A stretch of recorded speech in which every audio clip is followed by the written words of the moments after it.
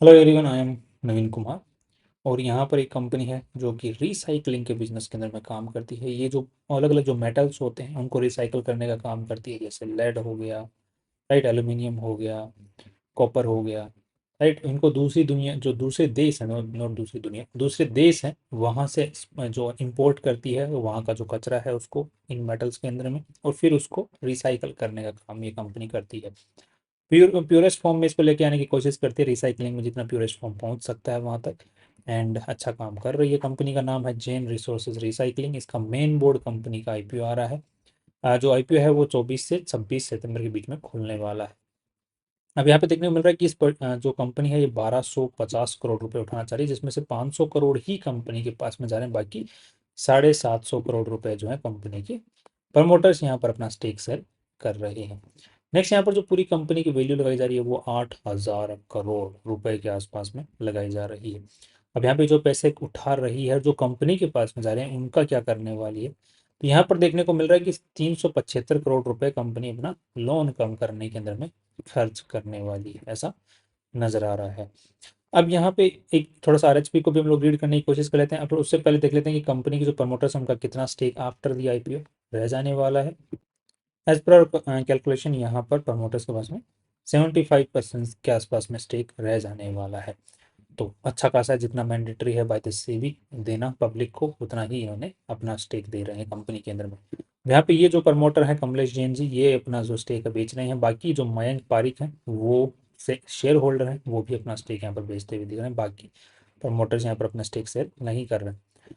यहाँ पर अब देख लेते हैं कि जो यहाँ पर आप लोग देख पाएंगे जो प्रमोटर्स हैं उनकी लिस्ट। और यहाँ पर जो कंपनी के जो मेन शेयर होल्डर्स हैं उनकी भी आप लोग लिस्ट देख सकते हैं, टॉप 10 जो शेयर होल्डर्स हैं प्रमोटर्स के अलावा। नेक्स्ट यहाँ पर कंपनी पे केसेस की अगर बात करते हैं तो कुछ खास केसेस यहाँ पर नज़र आज के दिन नहीं आ रहे हैं। दो यहाँ पर टैक्स से रिलेटेड जरूर कंपनी पे केसेस नज़र आ रहे हैं। कंपनी की शुरुआत जो है यहाँ पर देखा जाए तो 1999 के अंदर में हो गई थी। एंड वैसे तो 1993 के अंदर में ही हो गई थी। एंड बाद में उसके बाद में फिर इन्होंने पार्टनरशिप फॉर्म, फिर इन्होंने बाद में बदलाव करते करते आज यहाँ तक पहुंची। नेक्स्ट अब थोड़ा सा देख लेते हैं कि ये कंपनी ने जो माइलस्टोन्स हैं इनको अचीव किया है, और आप इनको आराम से पॉज करके पढ़ सकते हैं। नेक्स्ट यहाँ पर कंपनी की आज के दिन कोई होल्डिंग कंपनी नहीं है। सब्सिडरीज की बात करते हैं तो yes, there are few subsidiaries, इनको आप लोग यहाँ पर देख पाएंगे।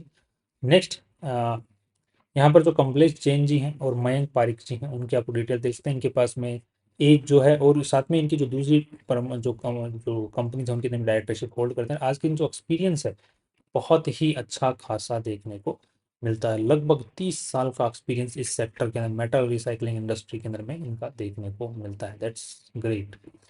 नेक्स्ट यहाँ पर जो रेम्यूनरेशन है लगभग 5 करोड़ रुपए के आसपास तक ये ले सकते हैं सालाना, राइट। एंड जो कितनी पब्लिक है आज के दिन इस कंपनी में काम करी, तो 411 एम्प्लॉयज आज के दिन टोटल मिला के काम कर रहे हैं, जिसमें से एट्रिशन रेट बहुत ज़्यादा है। 25% के आसपास में एट्रिशन रेट देखने को मिल रहा है। That's a very high attrition rate. Next यहाँ पर ये कुछ प्रॉपर्टीज हैं जो कि कंपनी आज के दिन यूज़ काम में लेती है। बट यहाँ पर एक चीज़ और देखने को मिलती है कि 99 ईयर्स के लीज के ऊपर में यहाँ पर मेनली जो प्रॉपर्टीज हैं वो कंपनी यूज़ में ले रही है। बेसिकली देखा जाए तो सारी ही प्रॉपर्टीज जो है वो या तो लीज पर है, राइट, या रेंटेड है। बाकी कंपनी कोई भी प्रॉपर्टी जो है ओन नहीं करती। नेक्स्ट यहाँ पर ये कुछ और कंपनीज हैं जो कि यही काम करती हैं, जो कि ये पर्टिकुलर कंपनी काम करती है, तो उनकी भी आप लोग डिटेल्स यहाँ पर देख पाएंगे, राइट। कितना इनका कैपेसिटी है और कितना प्रोडक्शन ये आज के दिन कर रही हैं, तो उसका कंपैरिजन भी आप लोग यहाँ पर कर सकते हैं। तो Gravita POCL, Pondy oxide and chemical limited, इनकी जो डिटेल्स हैं, बिकॉज ये इनके कॉम्पिटिटर्स हैं, राइट, तो इनकी और इनकी प्रोडक्शन से रिलेटेड जो कंपैरिजन है वो आप लोग यहाँ पर कर सकते हैं कि कितनी कैपेसिटी है, कितनी प्रोडक्शन हो रही है। जो लोगो है, जो नाम है, वो आज के दिन रजिस्टर्ड देखने को मिल रहा है। कंपनी जो रॉ मटेरियल जो इकट्ठा करती है, वो माल खरीदती है, वो India, US, Malaysia, Japan, Philippines, मतलब इंडिया और इंडिया के बाहर से जो है खरीदने का काम करती है। जो कि लेड की हम बात करें, उसके अलावा अगर हम लोग कॉपर की बात करते हैं तो वो भी बाहर से ही मैक्सिमम आता है। और यहाँ पर एल्यूमिनियम जो है वो भी बाहर से ही देखने को ज़्यादातर देखने को मिलता है। बट मेनली जो कंपनी का सबसे ज़्यादा जो यूज़ हो रहा है वो यहाँ पर आज के दिन लेड यूज़ कर रही है, मतलब लेड कंपनी है, लेड के नाम में सबसे ज़्यादा आज के दिन रिसाइकलिंग कर रही है। नेक्स्ट अब ये आप लोग देख पाएंगे जो लेड इंगोट्स हैं, जिनको आप लोग यहाँ पर देख सकते हैं, जो कंपनी रिसाइकलिंग करने के बाद में किस टाइप का मेटल बना के बाकी जो दूसरी कंपनियां उनको बेचने का काम कर देती है। राइट, तो यहाँ पर प्योरिटी देखने को मिल रही है कि प्योरिटी कितनी, किस प्योरिटी के ऊपर में कंपनी काम कर रही है and everything you can see over here. जो कंपनी के जो प्रोडक्ट्स हैं उनको भी आप लोग देख पाएंगे। ये आज के दिन अलग अलग 4 सब्सिडरीज के थ्रू कंपनी आज के दिन पूरा काम संभाल रही है अपना। और यहाँ पर देखने को मिल रहा है आपको कि कितना परसेंट जो कंपनी का रेवेन्यू आ रहा है वो कौन सी पर्टिकुलर चीज़ से आ रहा है। तो यहाँ पर लेड से 35% आ रहा है, उसके बाद में कॉपर स्क्रैपिंग है उससे 29% आ रहा है, और बाकी एल्यूमिनियम से आ रहा है। तो मेनली कंपनी लेड के अंदर में है, बाकी बाद में कॉपर के अंदर में है। एल्यूमिनियम, क्योंकि एल्यूमिनियम में ऑलरेडी बहुत कंपनियां हैं एंड ऑलरेडी एल्यूमिनियम सस्ता है कि तो रिसाइकलिंग का इतना ज़्यादा कुछ प्रॉफिटेबिलिटी है नहीं। तो लेड और कॉपर के अंदर में अच्छी प्रॉफिटेबिलिटी देखने को मिलती है, तो कंपनी उसी में ज़्यादा काम कर रही है, ऐसा मुझे प्रतीत होता है। नेक्स्ट यहाँ पर अगेन आप लोग रेवेन्यू को अगेन कंपेयर कर पाएंगे ऑपरेशन से, कि इंडिया से ही कंपनी का सबसे ज़्यादा ऑपरेशन से जो है पैसा आता है। उसके अलावा सिंगापुर, चाइना, यूएई, यहाँ पर भी कंपनी के जो ऑपरेशन है वो चलते हैं। मतलब बाहर से भी कंपनी का रेवेन्यू आता है, एक्सपोर्ट भी कंपनी करती है। नेक्स्ट यहाँ पर देखने को मिल रहा है कि कंपनी का जो रॉ मटेरियल है वो जो इंटरनेशनली कितना प्रोक्योर होता है। तो यहाँ पर 76% इंटरनेशनली ही प्रोक्योर कंपनी करती है अपना रॉ मटेरियल, मतलब जो रिसाइकल्ड प्रोडक्ट खरीदती है। राइट, नेक्स्ट अब थोड़ा सा कंपनी की हम लोग बैलेंस शीट को समझने की कोशिश कर लेते हैं, so that we can have the clear understanding of the company.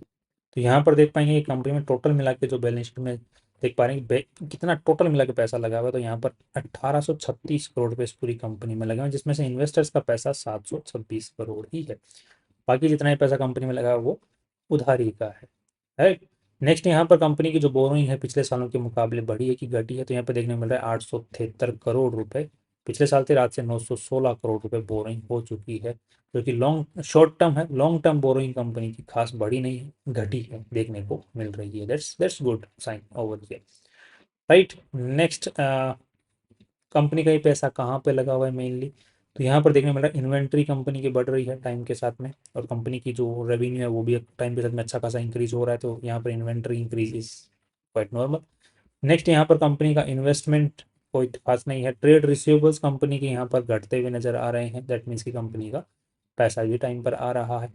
और यहाँ पर बैंक बैलेंस भी कंपनी का बढ़ रहा है। और यहाँ पर अदर एसेट्स जो कि कंपनी सप्लायर्स को पेमेंट करती है, तो एडवांस में सप्लायर्स को पेमेंट यहाँ पर कर रही है, बिकॉज ताकि टाइम पर माल आ जाए। राइट, बिकॉज एडवांस जितना बढ़ता जाएगा, जितना कंपनी का रॉ मटेरियल का जो क्वांटिटी है वो इंक्रीज होता रहेगा, उतना सप्लायर्स को एडवांस पे इंक्रीज होता रहेगा। राइट, पहले आप 100 किलो माल खरीद रहे थे, आज 500 किलो माल खरीद रहे हो, तो 100 किलो में पहले आपको मान चलो 20% के आसपास में एडवांस पे करना पड़ रहा था।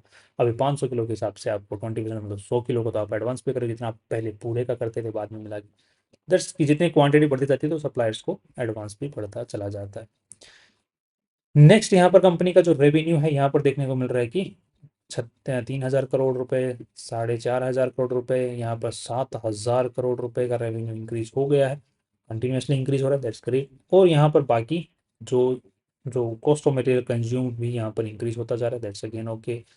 और यहाँ पर जो पैसा नेट प्रॉफिट में बच रहा है वो 222 करोड़ रुपए आज के दिन बच पा रहा है।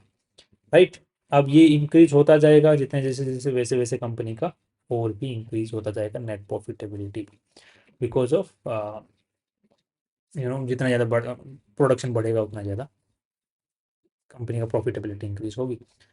नेक्स्ट यहाँ पर कंपनी आज के दिन कैश कमा पा रही है, तो कैश की हालत थोड़ी सी टाइट है। वैसे देखा जाए तो वह ठीक है, वैसे भी टाइट भी है, ठीक भी है, दोनों ही हम लोग बोल सकते हैं। दो कंपनी नेट प्रॉफिट अच्छा खासा निकाल पा रही है यहाँ पर। जैसे यहाँ पे 304 करोड़ रुपया कंपनी ने नेट प्रॉफिट निकाला, उसके बाद में जो तो 103 करोड़ में तो इन्वेंट्री में चले गए, तो माल ज़्यादा खरीद लिया कंपनी ने, दैट्स ओके। और सप्लायर्स को एडवांस में पेमेंट कर दिया, तो वो भी यहाँ पर देखने को मिल रहा है, जिसकी आप लोग डिटेल्स यहाँ पर देख सकते हैं। ये एडवांस टू सप्लायर्स, तो यहाँ पर इस साल 307 करोड़ रुपए थे। बाकी जो अथॉरिटीज़, बिकॉज कंपनी का माल ज़्यादातर इंपोर्ट होता है तो अथॉरिटीज़ को भी पेमेंट करना पड़ता है, तो वो पेमेंट एडवांस में कर रखा है।